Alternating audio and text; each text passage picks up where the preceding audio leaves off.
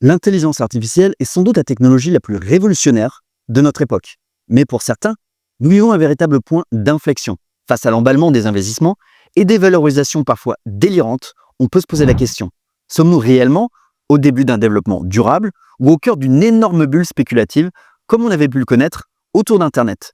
Pour rappel, à la fin des années 90, il y avait un emballement massif autour des startups Internet, avec le Nasdaq, l'indice des valeurs tech aux US, qui avait ensuite connu son plus haut en mars 2000, avant de véritablement s'effondrer et de perdre 80% de sa valeur en l'espace de moins de 2 ans. Et aujourd'hui, il y a des similitudes entre cette époque et ce que nous sommes en train de vivre autour de l'IA. Donc la question, à savoir si nous sommes dans une bulle, mérite clairement d'être posée. Et ça tombe bien, cette question a été posée au CEO d'OpenAI, Sam Altman. Vous savez, la société derrière ChatGPT. Et notre ami Sam a tout simplement répondu que oui, qu'il y avait, je le cite, des investisseurs surexcités et qu'il existait donc des ressemblances avec la bulle Internet. Il a souligné une dichotomie. D'un côté, une technologie véritablement révolutionnaire entourée d'une frénésie spéculative. Il évoque notamment des startups IA composées de quelques personnes seulement, dont la valorisation atteint des niveaux complètement irréalistes. Alors bien évidemment, c'est ironique, dans la mesure où OpenAI est en ce moment même en négociation avancée pour une vente secondaire d'actions détenues par ses employés, ce qui porterait sa valorisation à près de 500 milliards de dollars. Et cette valorisation ne fait qu'augmenter. À la levée de fonds en mars, elle était de 300 milliards de dollars. En octobre dernier, de seulement 150 milliards de dollars. Ces chiffres donnent bien évidemment le tournis. Pour vous donner un peu de contexte sur ces chiffres, même si ce ne sont pas les mêmes business ou géographies, les sociétés cotées en France avec les valorisations les plus élevées sont les suivantes. En US dollars équivalent, au 27 août, LVMH avec 290 milliards de dollars, Hermès 260 ou L'Oréal 250. En termes de valorisation excessive de start-up IA, on trouve des exemples frappants. Tout récemment, une société américaine de matelas connectés, 8Sleep, a levé pour 100 millions de dollars en affirmant développer un assistant intelligent pour le sommeil basé sur l'IA. Et l'IA fait émerger des startups valorisées à plus d'1 milliard de dollars encore plus vite qu'à l'époque de la bulle Internet, avec notamment 100 licornes créées au cours des 2 dernières années, dont OpenAI, Anthropic ou Scale AI. Elle s'ajoute à un total de près de 500 entreprises IA valorisées à 1 milliard de dollars ou plus, d'après l'institut de recherche américain CB Insight.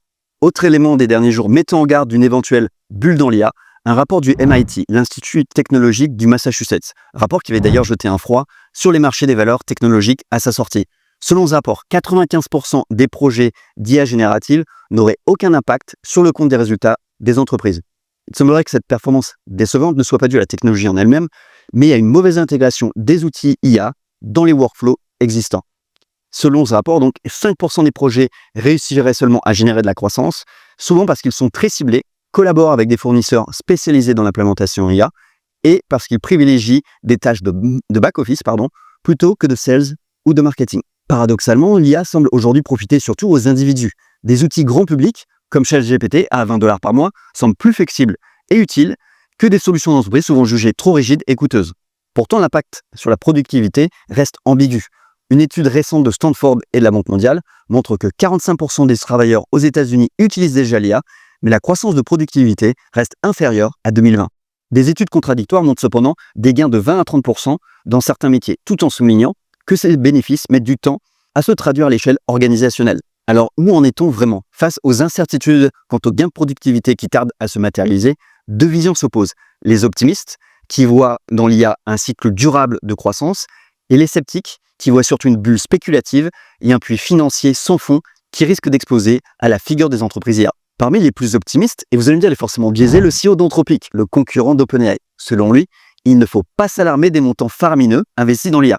Même si entraîner un modèle peut coûter des centaines de millions de dollars, ce même modèle peut ensuite générer des revenus très significatifs avant d'être remplacé par un modèle, c'est vrai, encore plus puissant mais aussi plus coûteux. Pour lui, donc, l'IA n'est pas dans une bulle spéculative, mais dans un cycle inédit de réinvestissement et de croissance exponentielle. La directrice financière d'OpenAI partage d'ailleurs cet optimisme en comparant le déploiement de l'IA à celui des chemins de fer ou de l'électricité plutôt qu'à une euphorie passagère. Elle souligne d'ailleurs qu'OpenAI est par exemple constamment limité par la puissance de calcul malgré les énormes investissements d'infrastructures faits par l'entreprise. Parmi les plus pessimistes, le journaliste anglais Eddie Trone. Il propose un diagnostic radicalement différent. Selon lui, des entreprises comme OpenAI ou Anthropic sont profondément non rentables, perdant de l'argent sur presque chaque client, y compris les abonnés payants. Le coût astronomique de calcul rendrait les modèles actuels non viables. L'industrie reposerait sur le modèle subprime et offrirait des prix cassés grâce aux investissements justement des fonds de capital risque. À terme, le rythme insoutenable des pertes forcera ces entreprises à augmenter fortement leurs prix, ce qui exposera le coût véritable de la technologie et déclenchera un choc de marché. Le débat reste donc ouvert. L'IA peut être le nouveau moteur de croissance de l'économie mondiale sur les années à venir ou bien le prochain krach technologique. Cette semaine, Nvidia, le leader mondial des puces graphiques et des processeurs pour centres de données, devenu l'emblème de la révolution IA, a publié ses résultats trimestriels. Et à première vue, ils étaient impressionnants. Chiffre d'affaires record de presque 47 milliards de dollars, en hausse de 56% sur un an. Toutefois, le chiffre d'affaires de son segment centre de données, son plus gros secteur d'activité et au cœur de la révolution IA, a légèrement déçu les attentes, signe que même les champions de l'IA ne sont pas à l'abri d'un ralentissement et que la question de la durabilité du boom IA reste entière.